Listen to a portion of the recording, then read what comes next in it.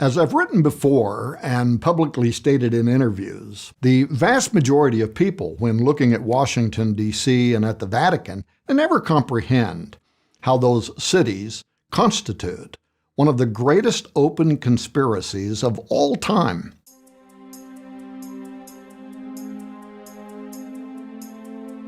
There, reproduced in all of their glory and right before the world's eyes, is an ancient talisman diagram. It's based on the history and cult of Isis, Osiris, and Horus, including the magical utilities meant to generate the deity's return. The primeval concept, especially that of sacred domes facing obelisks, this is something that was designed in antiquity for the express purpose of regeneration, resurrection, and apotheosis, for deity incarnation from the underworld to the earth's surface through union of respective figures. The dome, the ancient structural representation of the womb of Isis, and the obelisk, the ancient representation of the erect male phallus of Osiris. That layout, as modeled in antiquity, exists today on the grandest scale at the heart of the capital of the most important government, most powerful government on earth, the United States, as well as in the heart of the most politically influential church on earth, the Vatican. Now, given this fact and the pattern provided by the Apostle Paul and the Apocalypse of John, the book of Revelation, that the end times would culminate in a marriage between political, that is Antichrist, and religious, that is false prophet, authorities at the return of Osiris Apollo, it really does behoove open-minded researchers to carefully consider these prophecies in stone, as it defines the spiritual energy that's knowingly or unknowingly being invoked at both locations with potential ramifications for the year 2025 and beyond.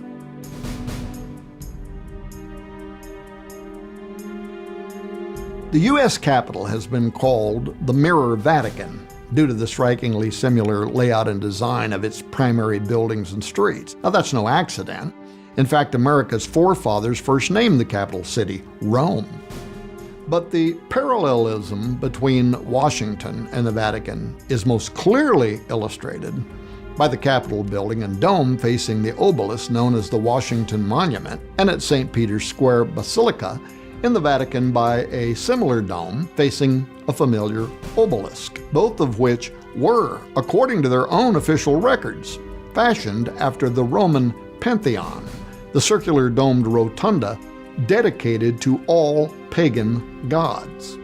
Now, this layout, a domed temple facing an obelisk, is an ancient alchemical blueprint that holds significant esoteric meaning. For those who may not know, the U.S. Capitol building in Washington, D.C. is historically based on a pagan Masonic temple theme. Thomas Jefferson, who shepherded the anti-Christian Roman Pantheon design, wrote to the Capitol's architect Benjamin Latrobe, defining it as, quote, the first temple dedicated to embellishing with Athenian taste the course of a nation looking far beyond the range of Athenian destinies, end quote. The Athenian Empire was, of course, first known as Osiria, the kingdom of Osiris. In 1833, Massachusetts Representative Rufus Coyote agreed, writing, quote, we have built no national temples but the Capitol, end quote. Now, to understand what these statements may soon mean for the future of the world, one needs to comprehend how these apparati, the dome and the obelisk facing it, facilitate important, archaic, and modern protocols for invigorating prophetic supernatural alchemy. In ancient times, the obelisk represented the god Osiris's missing male organ, which Isis was not able to find after her husband brother was slain and chopped into 14 pieces by his evil brother Set. The story involves a detailed account of the envious brother and 72, that's an important number, conspirators tricking Osiris into climbing inside of a box, which Set quickly locked and threw into the Nile. Osiris drowned, and his body floated down the Nile River where it snagged on the limbs of a tamarisk tree. In Byblos, Isis recovered his body from the riverbank and took it into her care, but in her absence, Seth stole the body again, and this time chopped it into 14 pieces, which he threw back into the Nile. Isis searched the riverbank until she recovered every piece except for the genitals, which had been swallowed by a fish. Isis recombined the 13 pieces of Osiris' corpse and replaced the missing organ with a magic facsimile, an obelisk, which she used to impregnate herself during the very first raising of Osiris ceremony, in which she called forth the seed of the dead god from the underworld up through the magic device, thus giving rise to Osiris again in the person of his son, Horus. Now, this legendary ritual for reincarnating Osiris formed the core of Egyptian cosmology, as well as the Rosicrucian Masonic dying and rising myths, and was fantastically venerated on the most imposing scale throughout all of Egypt by towering obelisks representing the phallus of Osiris and domes representing the pregnant belly of Isis, including at Karnak, where the upright obelisks were vitalized or stimulated from the energy of the masturbatory sun god Ra shining down upon them. In Egypt, where rituals were performed to actually raise the spirit of Osiris into the reigning pharaoh, political authority in the form of divine kingship or theocratic statesmanship was established, later reflected in the political and religious doctrine of royal and political legitimacy, or the divine right of kings, who supposedly derived their right to rule from the will of God, with the exception, in some countries, that the king is subject to the church and to the pope. But this meant, among other things, that the Egyptian pharaoh enjoyed extraordinary authority as the son of the sun god Ra and the incarnation of the falcon god Horus during his lifetime. At death, Pharaoh would become the Osiris, the divine judge of the netherworld, and on earth his son and predecessor would take his place as the newly anointed manifestation of Horus. So each generation of pharaohs provided the gods with a spokesman for the present world and for the afterlife, while also offering the nation divinely appointed leadership. And yet, the observant listener may wonder, was there something more to the pharaoh's deification than faith in ritual magic?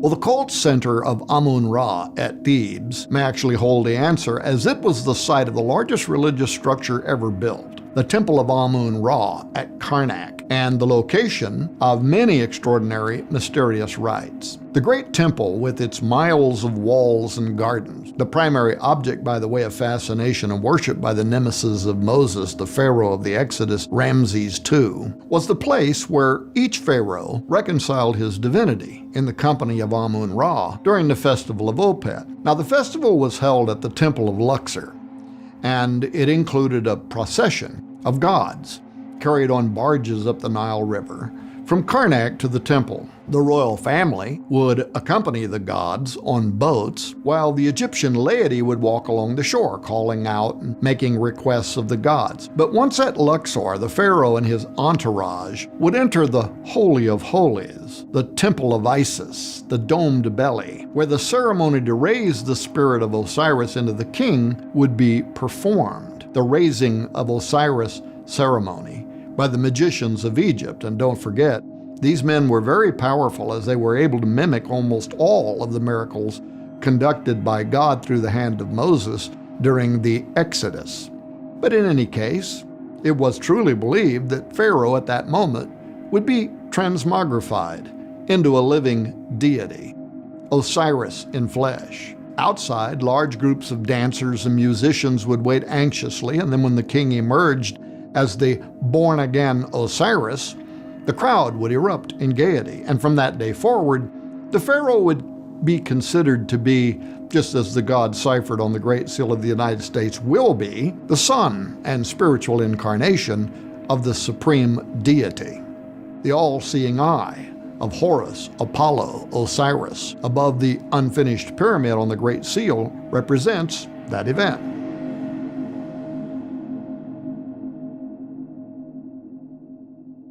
Now fast forward to today, and at the inauguration of every American president, across town at the House of the Temple, the modern Egyptian magicians, the Freemasons, Scottish Rite, 33rd degree, are conducting the raising of Osiris ceremony to call the seat of Osiris Apollo from the underworld through the Washington Monument obelisk, where it magically emits into the U.S. Capitol dome while America's new leader is standing there accepting his role as the living representative of Osiris.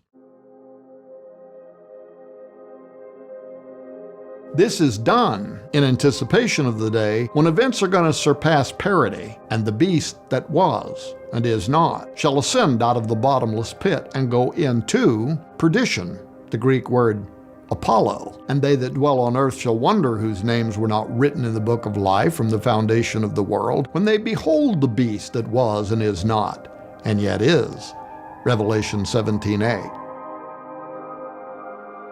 For a few adepts of history and secret orders, this DC ritual is deliciously staged, as even the term inaugurate is from the Latin inauguratio, and it refers to the archaic ceremony by which the Roman augurs or soothsayers would approve a king or a ruler through omens as being sanctioned by the god Jupiter, the same entities whose prophecies on the Great Seal herald his upcoming challenge to Yahweh Jehovah for heavenly supremacy, while his son Apollo Osiris seizes authority over the world in a final pagan golden age.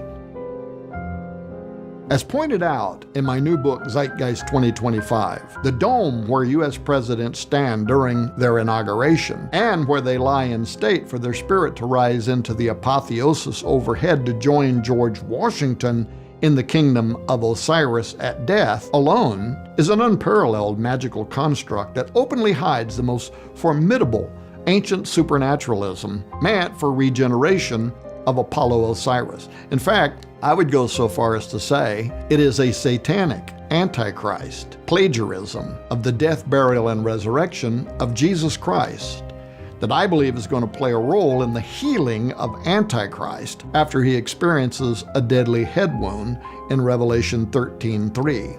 Note that the 1865 apotheosis of Washington, painted by Greek-Italian artist Constantino Brumidi, is visible through the oculus of the dome in the rotunda, and it bears anything but Christian symbols. It's filled with Greco-Roman gods to whom Thomas Jefferson dedicated the United States. The very term apotheosis means to become a god, or revived eternal being.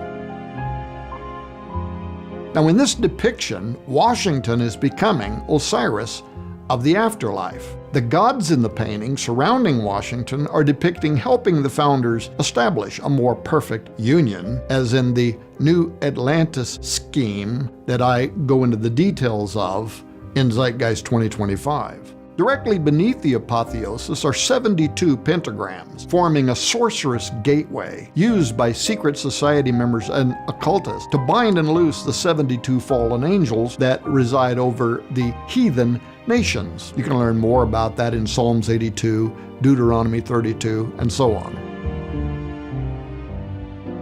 Finally, under the floor of the rotunda is the U.S. National Crypt, where an empty tomb resides. He is not here, for he is risen. This is where I argue that Antichrist will be taken after his head injury, and the Freemasons will conduct the raising of Osiris ceremony, at which time he will be transmogrified into the living incarnation of Osiris Apollo.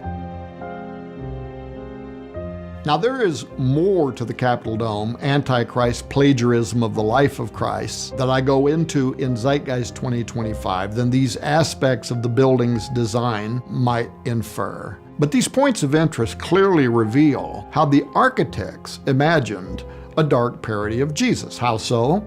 Well, as Jesus died and rose into heaven, so Washington rises to become the Osiris in the top of the U.S. Capitol Dome. As the 72 pentagrams in the Capitol Dome are used to control the 72 cosmocrators over the nation, Jesus too confronted the 72 fallen watchers, from the base of Mount Hermon to his visit in the underworld and final ascension into heaven, whereby he proclaimed in Revelation 1:18, "I am he that liveth and was dead, and behold, I am alive forevermore," which is a clear denunciation of the Osiris dying and rising god myth that was so popular during his first advent. He goes on, "Amen, and have the keys of hell." This is the word Hades, the names that the Greeks gave to Osiris, and of death, end quote.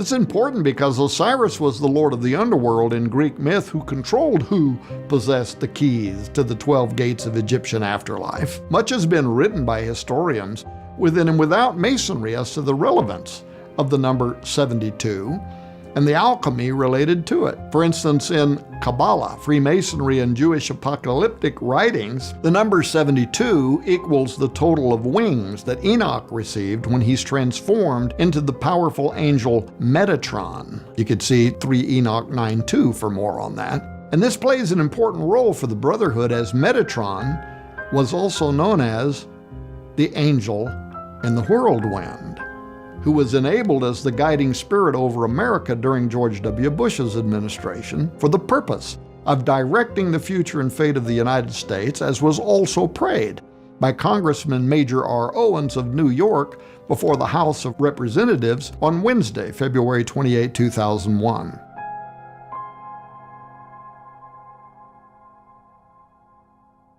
But in the context of the Capitol Dome and the 72 stars that circle Washington's apotheosis in the womb of Isis, the significance of this symbolism is far more important.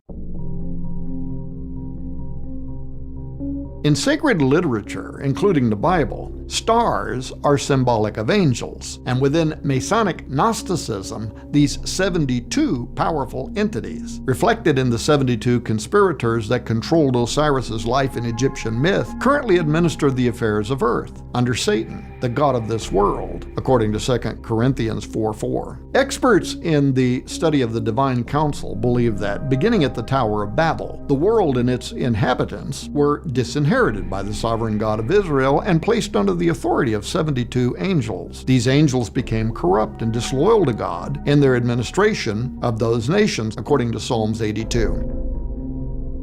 These beings quickly became worshipped on earth as gods following Babel, led by Nimrod, Gilgamesh, Osiris, Apollo. Consistent within this tradition, the designers of the Capitol Dome, the Great Seal of the United States, and the Obelisk Washington Monument circled the apotheosis of Washington with 72 pentagram stars. They dedicated the obelisk 72 years after the signing of the Declaration of Independence, and they placed 72 stones on the Great Seal's uncapped pyramid, above which the prophetic eye of Horus, Osiris, Apollo stares. These 3 sets of 72, combined with the imagery and occult numerology of the Osiris obelisk, the Isis dome, and the oracular Great Seal, are richly symbolic of the influence of Satan and his angels over the world, according to Luke 4, 2 Corinthians 4, Ephesians 6, and other scripture, with a prophecy towards Satan's final earthly empire, the coming Novus Ordo Seclorum, or new pagan golden age. Now, in order for the inevitable worship of Osiris to be reestablished on earth, the 72 demons that govern the nations have to be controlled. Therefore, they are set in magical constraints on the Great Seal, the Washington obelisk, and the pentagram circles around the apotheosis of Washington in order to bind and force the desired effect. In The Secret Destiny of America, famous Freemason Manly P. Hall noted as well that the 72 stones on the pyramid on the Great Seal correspond to the 72 arrangements of the Tetragrammaton, or the 4-lettered name of God in Hebrew. He wrote this: "These 4 letters can be combined in 72 combinations, resulting in what is called the Shemhamphorish, which represents in turn the laws, powers, and energies of nature," end quote. Now folks, the idea that the mystical name of God could be invoked to bind or release those supernatural agents, or powers and energies of nature, as Hall called them, is meaningful creed within many occult tenets, including Kabbalah and Freemasonry. This is why the 72 stars are pentagram-shaped around the deified Freemason George Washington. Medieval books of magic, or grimoires such as the Key of Solomon and the Lesser Key of Solomon, not only identify the star systems Orion, or Osiris, and Pleiades, Apollo, as the home of these powers, but applies great importance to the pentagram shape of the stars for binding and releasing their influence. Adept Rosicrucians and Freemasons have long used these magical texts, the Key of Solomon and the Lesser Key of Solomon, to do just that. Modern people, especially in America, may view all of these symbols used in this magic, especially the dome representing the habitually pregnant belly of Isis, and the obelisk representing the erect phallus of Osiris, as profane or pornographic. But they were in fact ritualized fertility objects, which the ancients believed could produce tangible reactions, properties, or manifestations within the material world. The obelisk and dome, as imitations of the deity's male and female reproductive organs, could, through government representation, invoke into existence the being or beings symbolized by them. And that is why inside the temple or dome, prostitutes representing the human manifestation of the goddess were also available for ritual sex as a form of imitative magic. Through such imitative sex, the dome and obelisk became energy receivers, capable of assimilating raw essence from the rays of the sun, which in turn would draw forth the seed of the underworld Osiris. The seed of the dead entity would, according to the supernaturalism, transmit upward from out of the underworld through the base or testes of the obelisk and magically emit from the tower's head into the womb or dome of Isis, where incarnation into the sitting pharaoh, king, or president would occur during what Freemasons also call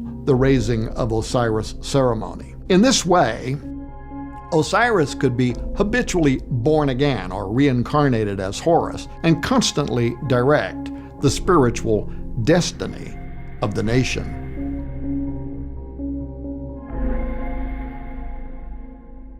Something most people do not know and will be shocked to learn in my new book is that the Freemasons even constructed a symbolic seed of Osiris at the Washington Monument obelisk.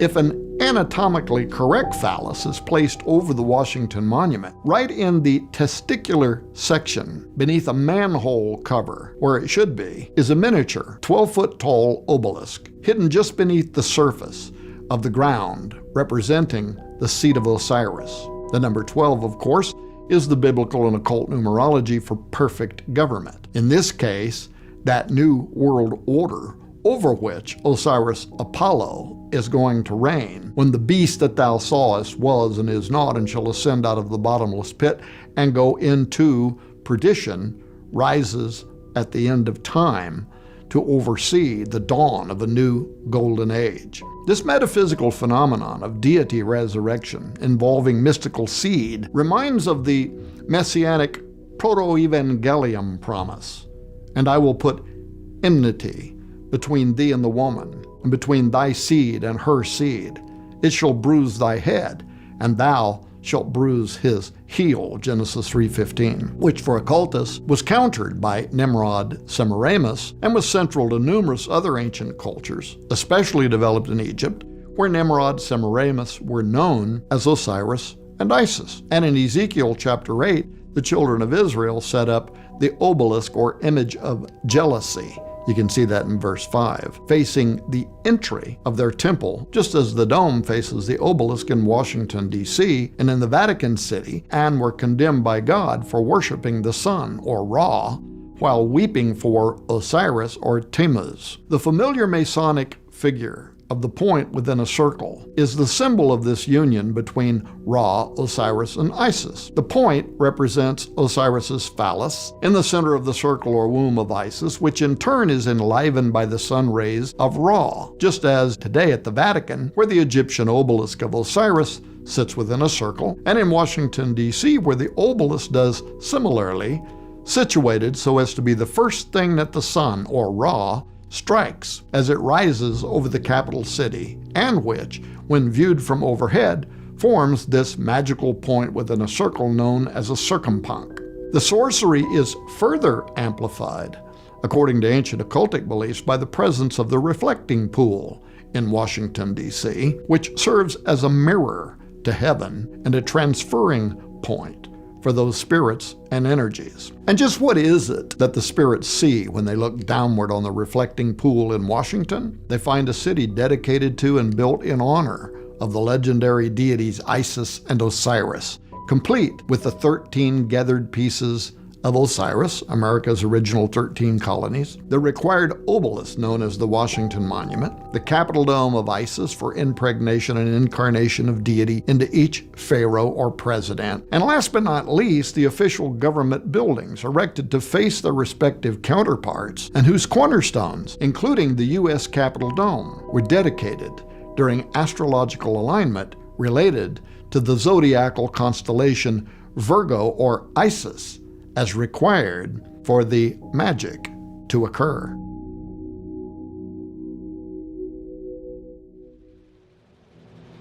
The information that I just shared with you is only the tip of the iceberg of what I reveal in my new book, Zeitgeist 2025. In fact, much of what I uncover in this book is too hot for mainstream platforms like YouTube and Facebook and would immediately be censored. But now, for the first time ever, you are going to discover hidden secrets and forgotten prophecies surrounding the year 2025, how the current U.S. government is tied to America's occult destiny, lost prophecies from Qumran forecasting 2025 as the final age of man, why historians and intelligence agencies foresee a totalitarian world government by 2025, how America's capital city is laid out to actuate the arrival of the Antichrist, about the malevolent Orwellian Trinity currently converging, the means by which the population's thinking and speaking are being homogenized to create a nation of assimilated devotees who are going to embrace the Antichrist, the deep esoteric meanings that names and titles held in ancient societies, the impact they had upon destiny, and what that precedent could mean now for America's near future. Who the mysterious character Melchizedek of Genesis 14 truly was, what the people of the name covenant is, and much more. So go to sidroth.org/horn or click the link below to get your digital copy of my revelatory new book, Zeitgeist 2025, so you can count yourself among the ones prepared for what is coming next.